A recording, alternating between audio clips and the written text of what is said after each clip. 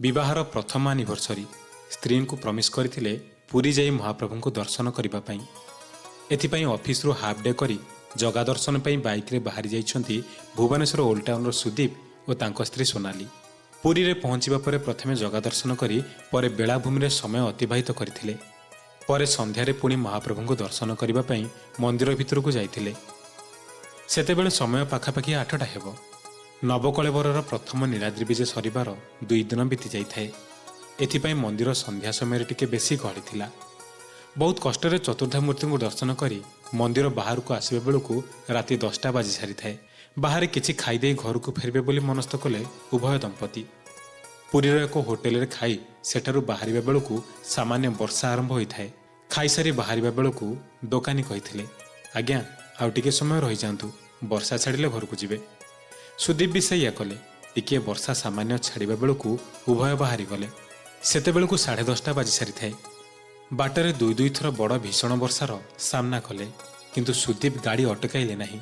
स्त्री को कहले, टिके भिजी जावा सिना किंतु घर को फेरी जावा, नहले बेसी राति हेले टिके डर लागिबो। एमितिरे वर्षा कारणरू रास्तारे गाड़ी मोटर भी जीवा आसीबा कम हेलाणी, तेणु बेसी जोरे नहले भी 50 स्पीड रे गाड़ी चलाउथांती सुदीप। साखी गोपाल पार हेबा परे निछाटिया रास्तारे गाड़ीटी हठात बंद होईगला। सुदीप सेठारे ओह्लाई गाड़ी को चेक कले। देखिले तेल पाइप फाटी सेतुर तेल लीक होईछि, आ टांकी रे तेल नाही। सेते बेलू घंटारे 11:15 हेलाणी। रास्तारे बाइक वाला आउ केही नाहांती, जहा सब गोटे गोटे कार नहले बड़ गाड़ी। सुदीप चेष्टा कले हाथ देखाई किछि गाड़ी को अटकाइबा पई, किंतु केही भी अटकु नथांती। एमितिरे बाहर छिड़ा होई होई सोनाली भी भिजी गलेणी। शेषरे सुदीप किछि चारा न पाई गाड़ी को गड़ाई गड़ाई 500 मीटर नेबा परे एक बंद होइतिबा पान दुकान आगे छिड़ा हेले। सोनाली को दुकान रो ओली तले छिड़ा करी निजे अपेक्षा कले कहार साहाଯ୍य टिके पई। राति 12टा बाजिबाकू बसिलाणी, किंतु कहार भी साहाଯ୍य पाइलेनी। एपटे घर को फोन करी जणैबा परे घर लोक भी व्यस्त होई पड़िलेणी। फोन रे सब कथा सुनिबा परे सुदीप को माँ मने मने प्रभु जगन्नाथ को स्मरण करी कहिले, हे प्रभु तुमारी दर्शन पे जाइथिले पिला दीटा, एबे सेमाने संकट रे पड़िछंती। तुमे एबे से 2 जन को उद्धार करी मो घर को फेराई आण। सुदीप माँ को गोटे चिंता थिला, बहु अलंकार किछि पिंधिकी जाइथिला। जदि राति रे चोर डकायत आक्रमण करिवे तेबे कौन हेबा अवस्था। यह भाभी भाभी भयरे केवल गोटे कथा कहउथांती, हे प्रभु जगन्नाथ मो पिला दीटा को भलरे भलरे घरे पहुंचाई दियो। एपटे सुदीप भी मने मने बेसी भयभीत होई गलेनी। रास्ता फांका, सांगरे स्त्री आ स्त्री नाइछंती सुना अलंकार। सबु भाभी भाभी टिके नर्भस होई पड़ुथांती।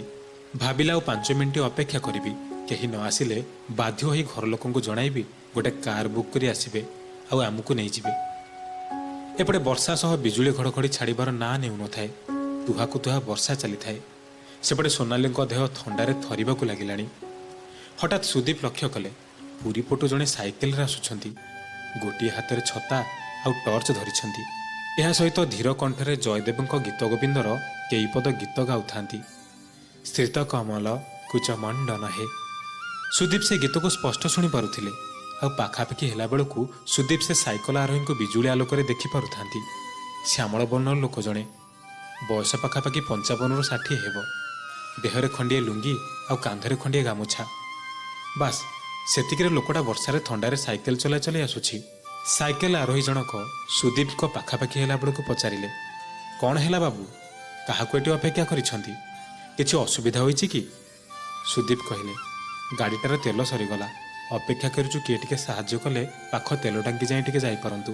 एक कथा सुनी साइकेल आरोही जनक उत्तर देले, एई कथा, हौ टिके रुह, बनमाली थाउ थाउ तुमे पुणी हैराण रे पड़िबो। सुदीप तांको कथारु जानि पारिले लोकटीर ना बनमाली। बनमाली ओल्है पड़ी साइकेल रे झुलाइथिबा पेट्रोल बोतल को काढिले आ कहिले, नियो गाड़ी रे पकाई दियो। सुदीप कहिले, हेले आपण पेट्रोल कुआडे नउथिले? बनमाली कहिले, हे से गाँ पाखरे मु बायगण चाष करूछि, सकाळु जेनेरेटर चलाइबार थिला, तेणु तेल नहीं जाउथिली। सुदीप किछि संकोच न करी तेल नेले आ गाड़ी रे पकाई सारिबा परे पकेट रु 5 टंका काढी बनमाली को देले। किंतु बनमाली से टंका नेबाकू सफा सफा मना करदेले। कहिले, कि कथा, विपद बेले साहाଯ୍य कली, ता बोली कौन पैसा नेबी? मो द्वारा ताहा हेबनी, तुमे जाओ बाबू, घर को जाओ। सुदीप जेते बाध्य कले पैसा नेले नहीं।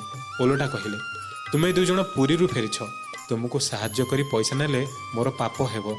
तुमे आउ केते बेले मो बायगण बाड़ी आसी मो पई किछि भल जिंस नै आसीबो। ଏବେ ତୁମେ ଜଲ୍ଦି ଯାଅ, ରାତି ଅନେକ ହେଲାଣି। ସୁଦୀପ ବନମାଳୀଙ୍କୁ ଅନେକ ଅନେକ ଧନ୍ୟବାଦ ଦେଇ ଗାଡ଼ି ଷ୍ଟାର୍ଟ କଲେ ଆଉ ସୋନାଲିଙ୍କୁ ବସାଇଲେ। ଏତିକିବେଳେ ବନମାଳୀ କହିଲେ, ବାବୁ ସେ ମା ଭିଜି ଯାଇଛି, ଏମିତିରେ ବର୍ଷା ଛାଡ଼ୁନି। ତୁମେ ଗୋଟେ କାମ କର, ମୋ ଛତାଟା ନେଇଯାଅ, ମୋ ଗାମୁଛାଟା ବି ନେଇଯାଅ। ସେ ମାଆର କାନରେ ଓ ମୁଣ୍ଡରେ ମିଶାଇ ବାନ୍ଧିଦେବ ଯେ ତାଙ୍କୁ ଆଉ ଥଣ୍ଡା ହେବନି। ଏପଟେ ଯେବେ କେବେ ପୁରୀ ଆସିଲେ ଏହି ଗାଁ ପାଖ ଚାଷ ଜମିରେ ଥିବି, ମୋତେ ଦେଇଦେବେ। ସୁଦୀପ ଗାମୁଛାଟିକୁ ସୋନାଲିଙ୍କ ମୁଣ୍ଡରେ ବାନ୍ଧିଦେଲେ ଆଉ ଛତାଟିକୁ ନେଇ ସୋନାଲିଙ୍କ ହାତରେ ଦେଲେ ଆଉ କହିଲେ, ତୁମେ ଛତା ଧର, ମୁଁ ଧୀରେ ଧୀରେ ଗାଡ଼ି ଚଲାଉଛି। ଏମିତିରେ ସେଠାରୁ ବିଦାୟ ନେଇ ସୁଦୀପ ପେଟ୍ରୋଲ ଟାଙ୍କି ପାଖରେ ପହଞ୍ଚିଲେ ଆଉ ପେଟ୍ରୋଲ ପକାଇ ପାଖାପାଖି ରାତି 2ଟାରେ ଘରେ ପହଞ୍ଚିଲେ।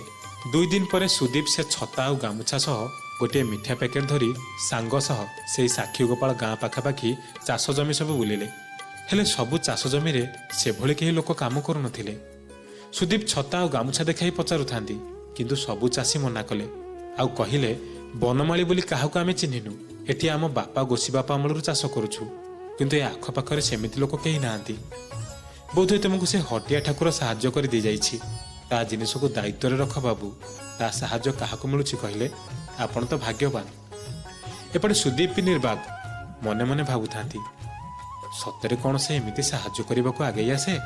ସେଇଠୁ ସିଧା ବାହାରିଲେ ପୁରୀ ଆଉ ସାହଣ ମେଲା ସମୟରେ ବଡ଼ ବଡ଼ ଚକା ଆଖି ଦିଟାକୁ ଦେଖି ଲୁହ ଛଳ ଛଳ ଆଖିରେ କହିଲେ, ମହାବାହୁ ତୁମେ ଥିଲେ ଡର କାହାକୁ? ମୁଁ ନିର୍ବୋଧଟା ତୁମକୁ ଚିହ୍ନି ପାରିଲିନି। ମଣିମା, ମୁଁ ଋଣୀ ହୋଇଗଲି ତୁମ ଆଗରେ। ଏଣିକି ପ୍ରତିବର୍ଷ ଆପଣଙ୍କ ପାଇଁ ପତିତପାବନ ବାନା ଖଣ୍ଡେ ଖଣ୍ଡେ ଦେବି। ପୁରୀରୁ ଫେରି ଘରେ ସବୁ କଥା କହିଲେ। ସମସ୍ତେ ସ୍ତମ୍ଭୀଭୂତ ମହାପ୍ରଭୁଙ୍କ ମହିମା ଶୁଣି। ସତରେ ମହାପ୍ରଭୁଙ୍କ କୃପା ପାଇ ସୁଦୀପ କୃତାର୍ଥ ହୋଇଗଲେ।